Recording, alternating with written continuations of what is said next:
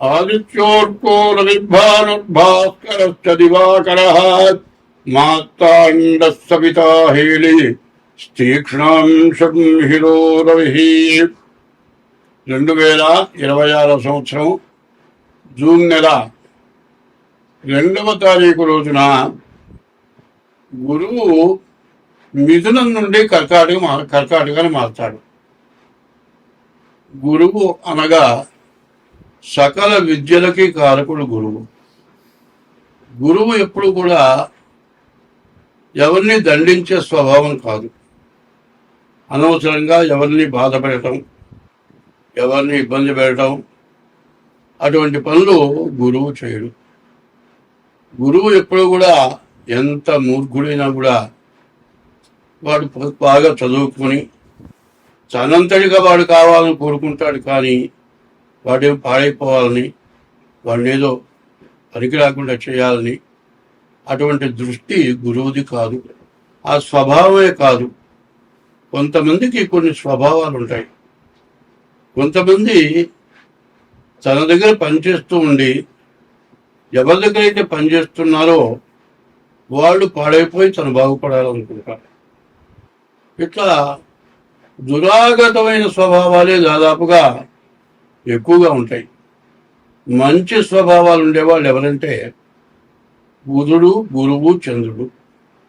ఈ 3 గ్రహాలు కూడా చాలా మంచి గ్రహాలు, చాలా మేలు చేసే గ్రహాలు. ఇప్పుడు మిథునం నుంచి కర్కాటకానికి గురువు మారాడు. కర్కాటకానికి గురువు ఉచ్ఛలో ఉన్నాడు. గురువు ఉచ్ఛలో ఉంటే ప్రతి గ్రహానికి కూడా లెక్క ఏంటంటే ద్వాదశాష్టమ జన్మస్థం శని అంగారకో గురు కుర్వంతి ప్రాణ సందేహం స్థాన చలనం ధనక్షయమని. 12, 1, 2, 4, 8 ఈ స్థానాలు అంటే తన రాశి దగ్గర నుంచి లెక్కేస్తే 12 అంటే మిథున రాశి, 1 అంటే కర్కాటక రాశి, 8 అంటే ధనుస్సు రాశి, 4 అంటే మీన రాశి. ఈ రాశుల్లో గురువు ఉంటే చాలా ఇబ్బంది పెడతాడు. అంటే గురువుని కాదు చెప్పింది, శని, కుజుడు, గురువు ఈ 3 గ్రహాలు కూడా ఆ రాశుల్లో ఉంటే శని ఉన్న రాశి దగ్గర నుంచి మరి 12వ రాశి, 1వ రాశి, 2వ రాశి, 4వ రాశి, 8వ రాశి ఈ రాశుల్లో కుజుడు కానీ, గురువు కానీ, శని కానీ ఉంటే చాలా నష్టపెడతాడు, చాలా బాధ పెడతాడు అంటారు. అయితే ఈ గురువును అంత మరీ ఘోరమైనటువంటి బాధలు పెట్టాడు. కానీ అటువంటి బాధలు వస్తాయి కొంతమందికి. ఎందుకు వస్తాయంటే ఎవరు చేసిన పాపం వాడు అనుభవించక తప్పదు. ఇప్పుడు ఎవరికైనా ద్రోహం చేయొచ్చు కానీ గురువుకు ద్రోహం చేయకూడదు.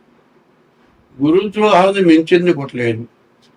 తల్లికి కానీ గురువుకి కానీ ద్రోహం చేస్తే వాళ్ళెవరు కూడా మంచి వ్యక్తి అని అనటానికి ఎక్కడ ఏ రకంగా కూడా అవకాశం లేదు.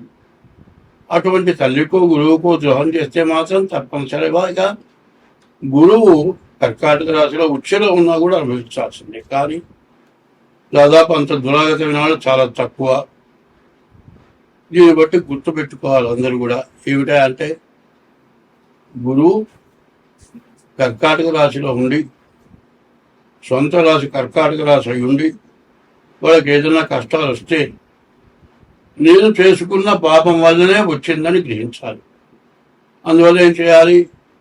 మీ డేట్ ఆఫ్ బర్త్ ద్వారా జాతకాన్ని చూపించుకొని మరి మీ జాతకంలో ఉన్న దోషాలు ఏంటో తెలుసుకొని దాన్ని తగిన శాంతి చేసుకొని కొంతైనా బాధ తగ్గించుకోక తప్పదు. ఎందుకంటే చేసిన పాపం కొంతైనా అనుభవించాల్సిందే.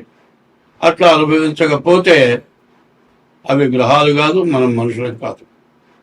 గ్రహము, ఆ గ్రహాన్ని మనం పూజిస్తే అనుగ్రహము మన యందు అనుగ్రహం కలిగి ఉంటాయి ఆ గ్రహాలు. అదే కనుక మనం ఎటువంటి దోషం ఉన్నా కూడా ఏం చేయకుండా ఉంటే ఆగ్రహం గ్రహానికి 3 రకాలు ఉన్నాయి. గ్రహం, ఆగ్రహం, అనుగ్రహం. అవి ఆగ్రహిస్తే మనం ఎందుకో తట్టుకోలేము. ఇవన్నీ కూడా 8 గ్రహాలు కూడా అష్టదిక్కులు చెప్పాలంటే 8 దిక్కుల్లో ఉన్నాయి. మధ్యలో సూర్యుడు నవగ్రహ మండపాల్లో కనబడుతుంది. ఈ దోషాలు ఇట్లా ఇబ్బంది పెడతాయనేది తెలుసుకోవాల్సిన అవసరం ఉంది. అంటే ఈ జూన్ నెల 2వ తారీఖు వచ్చినటువంటి గురువు సంవత్సరం పాటు ఉంటాడు. వచ్చే సంవత్సరం 2027వ సంవత్సరం జూన్ నెల వరకు కూడా 1 సంవత్సరం పాటు ఒక రాశిలో గురువు ఉంటాడు. ఈ సంవత్సరం కూడా మరి సుఖపడాల్సిన టైమో కష్టపడాల్సిన టైమో మీరు ఆలోచించుకోవాలి. మరి అష్టమం 8 గంట ఉండగా ప్రాణకంట కూడా అంటారు. అయితే ప్రాణం మాత్రం తీయడు. ప్రాణం తీసుకున్నంత బాధ కలుగుతుంది. ఎక్కడన్నా అప్పులు ఉంటే తీర్చుకోవాలి, ఇంట్లో తిండికి జరపాలి, ఎవరికి అవసరం వచ్చినా వాళ్ళకి తప్పదు. పిల్లలు చదువుకుంటున్నారు, వాళ్ళ ఫీజులు కట్టాలి, మరి ఇంట్లో తిండికి గడపాలి, అప్పు చేసిన వాళ్ళకి అప్పు తీర్చాలి. ఇవన్నీ కూడా సమస్యలే. ఈ సమస్యల్లో అంతా కూడా కాటాలాగా జాగ్రత్తగా ఎవరు కాదనకుండా జాగ్రత్తగా ఉండేటట్లుగా మరి జాగ్రత్త పడాల్సిన అవసరం చాలా ఉంది. కాబట్టి ఈ గురువు జన్మంలో ఉన్నటువంటి గురువు ఎప్పుడూ మేలే చేస్తాడు, అది మాత్రం నికరం. మరి ముందు కర్కాటకం చెప్పుకున్నాం, తర్వాత సింహరాశి చెప్పుకోవాలి. ఈ సింహరాశి పరిస్థితి చెప్పాలంటే చాలా కష్టదాయకంగా ఉంది. సింహరాశికి 12వ అష్టమంలో, సింహరాశికి అష్టమంలో శని ఉన్నాడు. సింహరాశికి ద్వాదశంలో గురువు ఉన్నాడు. సింహరాశికి అష్టమంలో శని, ద్వాదశంలో గురువు. ఇది చాలా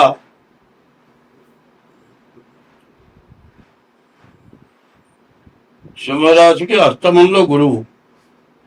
మరి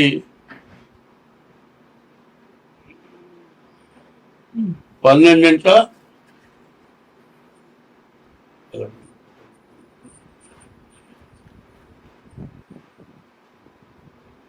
సింహరాశికి అష్టమంలో శని, సింహరాశికి ద్వాదశంలో గురువు ఉన్నాడు. ఈ ద్వాదశాంచే వ్యయోరిప్పహ, ద్వాదశంలో ఉన్న గురువు ఖర్చు విపరీతంగా పెంచుతాడు. రూపాయి పెట్టాల్సిన చోట 100 పెట్టాలి. అనవసరమైన దండగమారి ఖర్చులు పెట్టేస్తాడు. అష్టమంలో ఉన్నాడు గురువు, ప్రాణ కంటకుడు.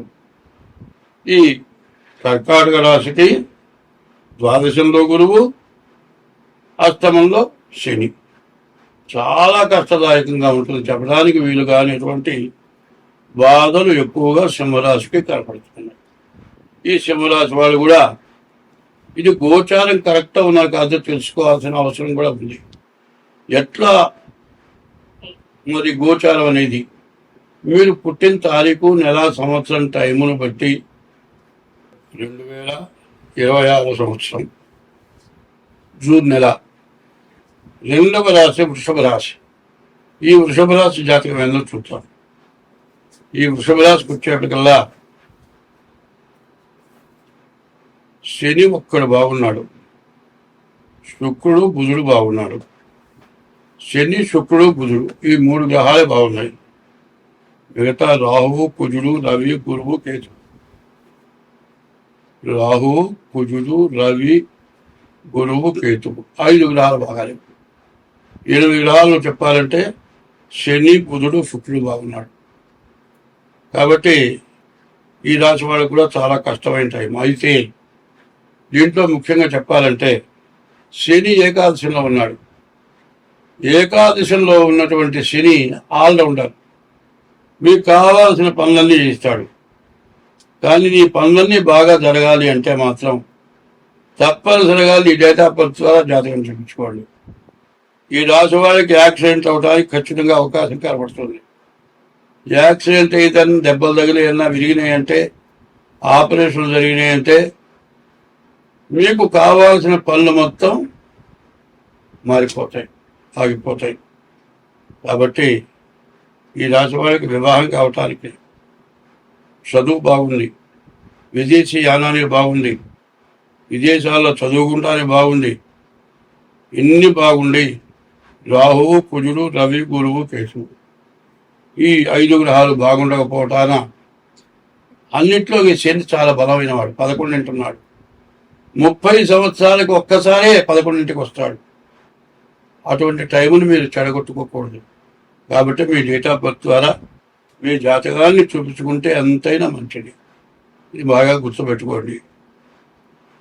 చాలామంది అడుగుతున్నారు, అంతా బాగుందని చెబుతున్నారు, కొంత బాగాలేదని చెబుతున్నారు. అంటే మన శరీరానికి 9 రంధ్రాలు ఉన్నాయి. చెవులు 2, కళ్ళు 2, 4, ముక్కులు 2, 6, నోరు 1, 7. 9 రంధ్రాల్లో 7 రంధ్రాలు మెడకాయకి పైనే ఉన్నాయి. పనికి రంధ్రాలు 2 ఉన్నాయి. 1, 2 ఈ 2 దగ్గరికి 9 రంధ్రాలు.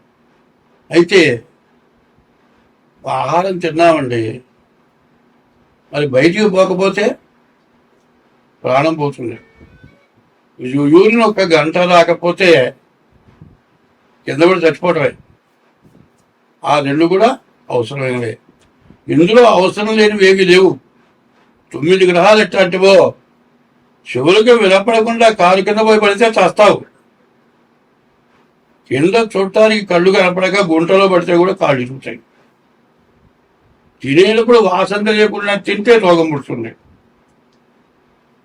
వాసన తినే వస్తువుని తినటానికి పనికొస్తుందో లేదో వాసన చూసేటువంటి ముక్కోటి మంచి వాసన వస్తేనే తింటావు. ఓదానికి లింకు. ఇవన్నీ కూడా మైండ్కి వచ్చేసింది. మరి ఈ 9 రంధ్రాలు ఎట్లాంటివో 9 గ్రహాలు కూడా అట్లాంటివే. కాబట్టి మరి చెప్పేది 3 గ్రహాలు బాగున్నాయి, మరి 7 గ్రహాలు బాగాలేవంటే ఇది ఆలోచించుకోవాలి. ఏదో చెప్పాడని ఏందో చెబుతున్నాడు అనుకోవటం కాదు. ఇందులో కన్ను పని చేయకపోయినా కంట్లో గాలికి ఒక రవ్వ చిక్కుకుందండి, చిత్రిక పడుతున్నాడు. ఇనప లదని కంట్లో పడది, అది తీయకపోతే కనబోతుంది. మరి ఏమిటంటే కంటికి తగిలే పుల్లా జాగ్రత్తగా చూసి నడవరా అన్నారు. పుల్లా దారిన పోతున్నాను, చెట్లు ఉన్నాయి ఇరువటే మడి, బండి మీద పోతుంటే కొమ్మలు బయటకు వస్తాయి. ఇది ఎక్కడ రాకుండా పోయినామంటే చెట్టు కొమ్మ నీ కంటికి తగిలితే అయిపోయింది. అందువల్ల ఏంటంటే ఈ రాశి వాళ్ళు ఎంత జాగ్రత్త పడితే అంత మంచిది. రాశి పూర్తిగా ఇబ్బందికరంగా ఉంది. స్వస్తి.